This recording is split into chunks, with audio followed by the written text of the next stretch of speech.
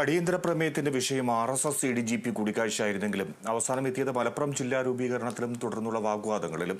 ചർച്ചയിൽ മുഖം രക്ഷിക്കാൻ പരസ്പരം വാദപ്രതിവാദങ്ങൾ ഉയർത്തിയാണ് 3.25 മണിക്കൂർ നീണ്ടുനിന്ന ചർച്ച പൂർത്തിയാക്കിയത്. അടിയന്തര പ്രമേയത്തിന് നോട്ടീസ് നൽകിയത് മുഖ്യമന്ത്രി അംഗീകരിച്ചതോടെ ചർച്ച ഉറപ്പായി. എന്നാൽ പ്രതീക്ഷിച്ച തരത്തിലുള്ള വാദപ്രതിവാദങ്ങൾ ഉയർന്നില്ല.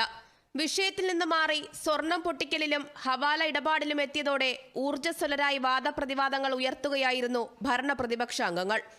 ഭരണപക്ഷം ശക്തമായ ഭാഷയിൽ പ്രതിപക്ഷ നേതാവിനെതിരെ തിരിഞ്ഞു.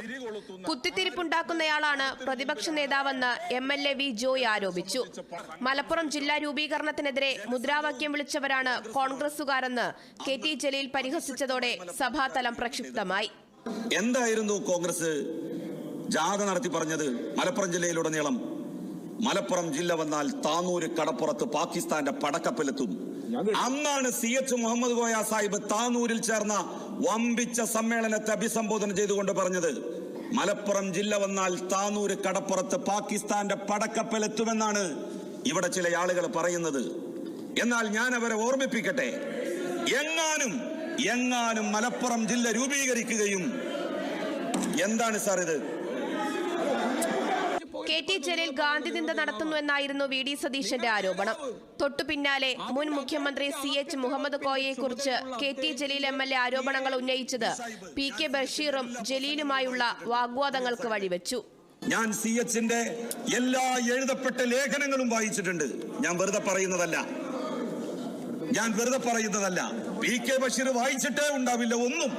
അതുകൊണ്ട് അദ്ദേഹത്തിന് ആ കാര്യം അറിഞ്ഞുകൊള്ളണം എന്നില്ല. സാർ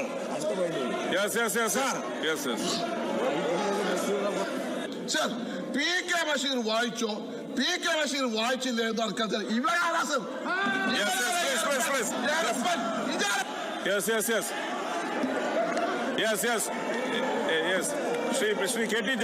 ശ്രീ KT ജലീൽ വ്യക്തിപരമായ പരാമർശങ്ങൾ ഒഴിവാക്കുക.